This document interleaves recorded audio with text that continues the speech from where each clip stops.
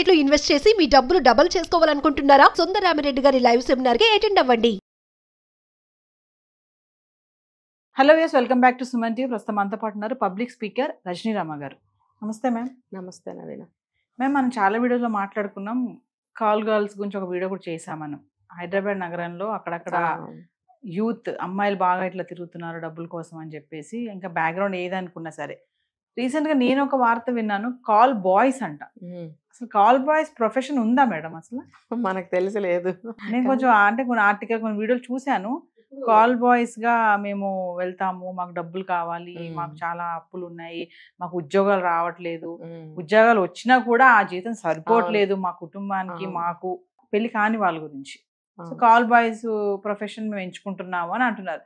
ఇది కొంచెం డిఫరెంట్ గా అనిపిస్తుంది నాకు. అంటే మీరు విన్నారా మరి అసలు కాల్ బాయ్స్ ప్రొఫెషన్ ఏంటి? ఇప్పుడు ఈ మధ్య వింటున్నాము. అమ్మాయిలు చేయగలిగింది మేము చేస్తే ఏముంది? అసలు ఆడపిల్లలు ఏ పని చేసినా తప్పుగా భావించే సమాజంలో ఆడపిల్లలు ఇలాంటి పనులు చేస్తున్నారు, మగవాళ్ళం మేము చేస్తే ఏమైంది అని అనుకుంటున్నారు. దానికన్నా ముందు ఇంకోటి, వాళ్ళకి కోరికలు. ఏం కోరికలు? అన్ని లగ్జరీస్ కావాలి, సినిమా హీరోల్లాగా ఆ లెవెల్లో మనం తిరగాలి, ఇలాంటి కోరికలు ఎక్కువైపోతున్నాయి. అమ్మాయిల్లో కూడా అవుతున్నాయి, అబ్బాయిల్లో కూడా ఉంటున్నాయి అలాంటి కోరికలు. లగ్జరీ కోసం ఇటువైపు వస్తున్నారు. డబ్బు, జేబు నిండా డబ్బు కావాలి. నేను చెప్తాను ఒక ఎగ్జాంపుల్. ఒక అబ్బాయి చెప్పిన కారణం, ఆ అబ్బాయి ఆ వృత్తిలో ఉన్నాడు. ఏం చెప్తున్నాడు, నువ్వు ఎందుకు ఇందులోకి వచ్చావు అని అంటే, ఫ్రెండ్స్కి సహాయం చేయటానికి, ఇంట్లో ఏదో ఒక బిజినెస్ చేస్తే అది అప్పులు పాలయ్యేమో అప్పులు తీర్చడానికి. అంటే ఇంట్లో పెద్దవాళ్ళు ఏమీ, వాళ్ళు చేసుకునేది వాళ్ళు చేసుకుంటుంటారు కదా. బిజినెస్లు అయినా ఒక ఇంటికి పెద్ద అనేది ఒక తండ్రి అనేవాడు ఉంటాడు కదా. ఆ తండ్రి అనే ఆయనకి లేనంత బాధ్యత నీకు ఎందుకు వచ్చేసినాయి? ఫస్ట్ అనుమానించాల్సిన ప్రశ్న ఇది. కాబట్టి అంతేమీ లేదు సీన్ ఇక్కడ. ఏంటనంటే, కష్టపడకుండా ఈజీ మనీ రావాలి. ఓకే, ఈజీ మనీ దాని ద్వారా చేస్తాడు తండ్రికి సాయం. మేము మోసపోయాము, డబ్బు లేదు, మా తండ్రి బాధపడుతున్నారు అని అంటే కూడా మాయామంత్రం వేసి కొడుకు ఎక్కడి నుంచైనా తెచ్చేస్తాడని ఆ తండ్రి ఎదురు చూస్తూ ఉంటాడా? ఖచ్చితంగా కాదు. ఆయన తండ్రి అలా అనుకోడు, సమాజం కూడా అలా అనుకోదు. నువ్వెందుకు అలా అనుకుంటున్నావు? అక్కడ ఆలోచన విధానమే తప్పు. ఇంకోటి ఏంటంటే, ఇలా ఇందులోకి వస్తే బాగా సంపాదించవచ్చు, దీని ద్వారా అప్పులు తీర్చవచ్చు, తండ్రి దృష్టిలో మంచి పేరు సంపాదించవచ్చు, జేబు నిండా డబ్బులు వేసుకుని నాకు లగ్జరీగా మేము బ్రతకచ్చు దేనికి వెతుక్కోకుండా అనేది ఒక హీరోలాగా ఫీల్ అయిపోవడం. మళ్ళీ ఒక అబ్బాయికి ఏదో ఫ్రెండ్కి ఒంట్లో బాగోకపోతే 3 లక్షలు 4 లక్షలు ఇస్తాను అన్న. నువ్వు చదువుకున్న చదువేంటి, నీ వయసు ఏంటి, నువ్వు అంత డబ్బు ఎలా సంపాదిస్తున్నావు అని ఎవరికి అనుమానం రాదా? నీకున్న క్వాలిఫికేషన్ ఏంటి? అన్ని లక్షలు ఎక్కడి నుంచి వస్తున్నాయని ఇంట్లో అడగరా? నువ్వు ఇంటికి పంపిస్తున్నాను అంటున్నావు, వాళ్ళు అడగరా? అడుగుతారు కదా. అప్పుడు ఏం చెప్తావు? ఇప్పుడు నీ ఏజ్ 25, నువ్వు ఇన్ని లక్షలు సంపాదిస్తున్నావు, నువ్వు అప్పులున్నాయన్నావు, మరి నువ్వేం చేస్తున్నావు? ఫ్రెండ్కి బాగోపోతే 4 లక్షలు ఇచ్చేంత ఆస్తిపరుడివి, అంత పెద్ద హోదా, అంత పెద్ద ఉద్యోగం, అంత కెపాసిటీ నీకు వచ్చేసిందా? అంటే దీనికి డబ్బు విలువ తెలియదు. ఇదంతా కూడా డబ్బు అంటే ఏంటో తెలియకపోవడం వల్ల ఈ వృత్తిని ఎంచుకోవడము, ఈ డబ్బుని ఇలా సంపాదించడము, దీన్ని అపాత్రదానం చేయడం. అంటే కేవలం దీంట్లో డబ్బులు బాగా వస్తాయనే ఇందులో దిగుతున్నారు. అంతే కదా, ఈజీ మనీ, కష్టపడకుండా. ఇది అపవిత్రమైనటువంటి డబ్బు. ఇది అర్థమైందా? ఇది అంత అపవిత్రమైన డబ్బుని తీసుకెళ్ళి పవిత్ర కార్యాలకు ఎలా ఇస్తావు నువ్వు? తప్పు కదా. ఒక జీవితాన్ని కాపాడాలి, ఇంటి అప్పులు తీర్చాలి అని అంటే ఈ పాపపు సొమ్ము తీసుకెళ్ళి వాళ్ళకి ఇస్తావా నువ్వు? దీన్నే విలువలు తెలియకపోవడం అంటావు. విచక్షణ ఉండదు, విలువలు తెలియనితనం అనమాట. ఒకటే తెలుసు నీకు, ఈజీగా డబ్బు ఎలా సంపాదించాలి. నేను చదివిన చదువుకి ఇన్ని లక్షలు రావు, ఆ వచ్చిన డబ్బు మనకి నెల గడవదు, అందుకని తేలిగ్గా సంపాదించాలి. ఎలా సంపాదించాలి? ఇగో అమ్మాయిలు సంపాదించగలేదు, మేము సంపాదిస్తే వచ్చిందా అని వాళ్ళ అభిప్రాయాలు. సో ఆ రీజన్ తోటి వీళ్ళు అందులోకి దిగుతున్నారు. అంటే యూత్ ఈజీ మనీ కోసం ఏముంది, ఏ తప్పైనా చేయొచ్చు, డబ్బులు కావాలి మాకు అంతే. అంటే లగ్జరీగా బతకాలి. మీరు అన్నట్టుగా ఇంట్లో ఇవ్వాలి డబ్బులు, అప్పులు తీర్చాలి, ఇది పక్కన పెడితే ఫస్ట్ లగ్జరీ లైఫ్ కోసం. అవును, కాల్ బాయ్స్ అనేది అంటే ఇది ఒక ప్రొఫెషన్ గా అయిపోతుంది. అంటే కొంతమంది బయటకు వస్తున్నారు, కొంతమంది రావట్లేదని అంటారా? అంతే మరి. ఇప్పుడు వస్తారు ఒకళ్ళని చూసి ఒకళ్ళు. అంటే ఎలాంటి పనులు చేసేవాళ్ళు పబ్లిక్ గా బయటకు వచ్చి నేను చేస్తాను రండి అని చెప్పరు. ఎవరికి కూడా ముఖం మీద ఉండదు కదా, ఉండదు. వాళ్ళు ఏదో ఒకటి క్రియేట్ చేసుకుంటారు, దాని ప్రకారం నెంబర్స్ ఇచ్చుకుంటారట, వాళ్ళు వస్తారట, చీకట్లో జరిగిపోతూ ఉంటాయి. పెద్దింటి ఆడవాళ్లే పిలుస్తారు నన్ను, చాలా వేలిస్తారు నాకు, మరి ఎక్కడ వస్తుంది నాకు ఇంత డబ్బు? మరి మరి ఎవరికి తెలియదు, ఎవరికి తెలియకుండా చేస్తున్నారు. తెలియకుండా ఎలా ఉంటుంది? ఏదో ఒక రోజు తెలుస్తుంది. ఎలా తెలుస్తుంది అని అనుకుంటారు వాళ్ళు. ఎందుకు తెలియదు? ఇప్పుడు మనం మాట్లాడుకోవట్లేదా? బయటకు వచ్చింది కాబట్టే కదా మాట్లాడుకుంటున్నాము. ఈ ఆలోచన ధోరణి మారాలి.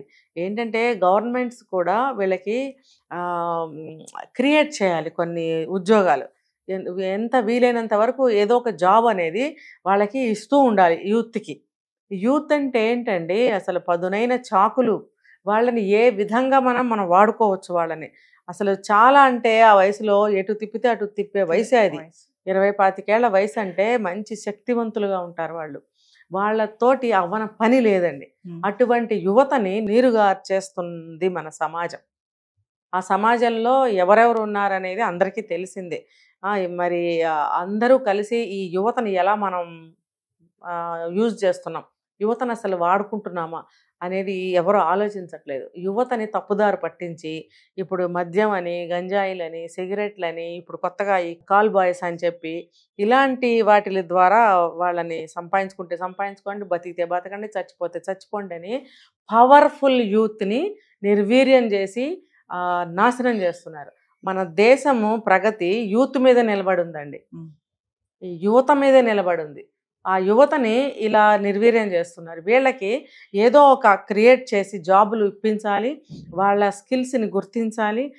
ఏ ఉద్యోగం లేకపోతే వాళ్ళు ఇదిగో ఇలాగే ఉద్యోగం ఉన్న సంతృప్తి పడలేని మానసిక స్థితిలో ఉన్నారు వాళ్ళు. ఈ యువతకి కౌన్సిలింగ్స్ ఇవ్వాలి. అక్కడక్కడ ఓపెన్ ప్లేసుల్లో వీళ్ళకి కౌన్సిలింగ్స్ ఏర్పాటు చేయాలి. తర్వాత వాళ్ళకి బ్రెయిన్ వాష్ చేయాలి. ఇలా విలువల గురించి తెలియచెప్పాలి, డబ్బు గురించి తెలియచెప్పాలి, దేశం గురించి చెప్పాలి.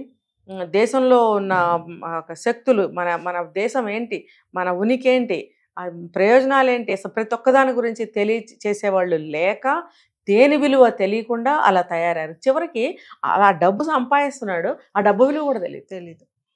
నువ్వు చేస్తున్నదే నీ ప్రాణాన్ని, నీ జీవితాన్ని, నీ పరువుని, నీ ప్రతిష్టని, నీ తల్లిదండ్రుల ప్రతిష్టని, నీ యొక్క జన్మని అన్నిటినీ కూడా నువ్వు ఉపయోగించి నువ్వు నీచమైన పని చేస్తున్నావు. మళ్ళీ ఆ డబ్బు తీసుకెళ్ళి అపాత్రదానం చేస్తున్నావు. నువ్వు నీ తల్లిదండ్రులకి అప్పులు తీర్చాలని చెప్పి ఇందులోకి వచ్చానని అన్నవాడివి, నువ్వు మధ్యలో ఇవన్నీ ఎందుకు చేస్తున్నావు? పోనీ నేను ఏం చేసైనా సరే నా తల్లిదండ్రులు అప్పు తీర్చాలి అని నువ్వు అన్నప్పుడు నువ్వు ఈ పని చేసి అప్పులు తీరుస్తున్నావా?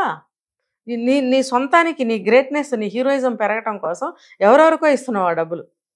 అది అపాత్రదానమే కదా. నువ్వు చేస్తున్న పనికి అసలు విలువ ఉందా? ఏ పని చేసినా కూడా ఒక విలువ ఉండాలి. అది ఎటువంటి పని అయినా సరే ఒక విలువ ఉండాలి. దానికి ఏమంటారు, ఒక ఉద్దేశ్యం అనేది ఉండాలి. నువ్వు ఏ ఉద్దేశంతో పని చేస్తున్నావో దాన్ని ఎటువైపు తీసుకెళ్తున్నావు. మామూలుగా ఆడవాళ్ళు లగ్జరీగా బ్రతకాలి, ఆడవాళ్ళు అంటే ఏమంటారు ప్రెస్టేజ్గా బ్రతకాలని చెప్పి కొంచెం తప్పుడు పనులు చేస్తూ ఉంటారు కొంతమంది, అందరి గురించి కాదు. కానీ అబ్బాయిల్లో కూడా ఇలా ఉంటారంటారా మేడం? అబ్బాయిలు కూడా లగ్జరీగా బ్రతకాలని కొత్తగా తయారవుతున్నారు. ఏంటంటే ఉద్యోగాలు లేకపోవడం మెయిన్ రీజను. ఒకవేళ ఏదన్నా ఉద్యోగం వచ్చినా అవి మనకి సరిపోవు. తర్వాత కొత్తగా పుట్టుకొస్తున్న కోరికలు, జేబుల నిండా కట్టలు ఉండాలి, ఆ కట్టలు ఉండాలి. కొత్త కోరికలు, పుట్టుకొచ్చే కోరికలు తీరాలి. విచ్చలవిడిగా ఉండాలి, విశృంఖలంగా మన ఇష్టం వచ్చినట్టు ఉండాలి అని అంటే డబ్బు కావాలి. అంతేగాని ఆ డబ్బు ఎటువంటిది, దాని విలువ ఏంటి అని తెలుసుకోవట్లేదు.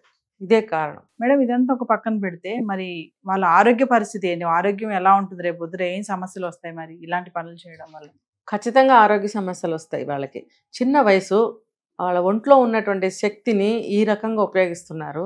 ఆనక వాళ్ళకి వస్తున్న జబ్బులు ఏవైతే ఉన్నాయో వాటిని ముందుగా వాళ్ళు ఊహించలేకపోతున్నారు, గ్రహించలేకపోతున్నారు. ఏదో మనం ప్రికాషన్స్ తీసుకుంటున్నాం అనుకుంటున్నారు, కానీ అది ఎంతో కాలం వాళ్ళకి అది ప్రొటెక్ట్ చేయలేదు.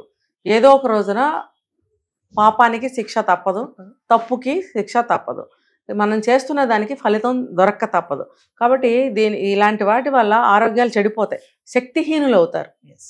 ఇప్పుడు ఒక శక్తివంతమైనటువంటి యువత శక్తిహీనులైపోతున్నారు అన్నమాట. ఆరోగ్యం చెడిపోతుంది. వాళ్ళ స్థితిగతులు ఏంటో వాళ్ళకి గుర్తించే స్థితిలో ఉండరు. డబ్బు విలువ తెలీదు. వాళ్ళు దేనికి ఉపయోగపడుతున్నారు? తర్వాత వాళ్ళ పర్సనల్ లైఫ్ ఏంటి, వాళ్ళ తల్లిదండ్రులతో వాళ్ళ జీవితం ఎలా ఉంటుంది, నెక్స్ట్ వాళ్ళ ఫ్యూచర్ ఏంటి, ఇవన్నీ వాళ్ళు ఆలోచించుకోవట్లేదు. కాబట్టి హెల్త్ కూడా చాలా ఇంపార్టెంట్ అని వాళ్ళు గ్రహించాలి. ఇప్పుడు బాగానే ఉన్నాం, కొద్ది రోజులు అయిన తర్వాత మా పరిస్థితి ఏంటి, ఇప్పుడు చిన్న వయసు ఓకే, తర్వాత కొంచెం ఏజ్ అయిన తర్వాత మా పరిస్థితి ఏంటి, ఇలాంటివన్నీ వాళ్ళు ఆలోచించాలి. మా హెల్త్ పాడైతే మా పరిస్థితి ఏంటి.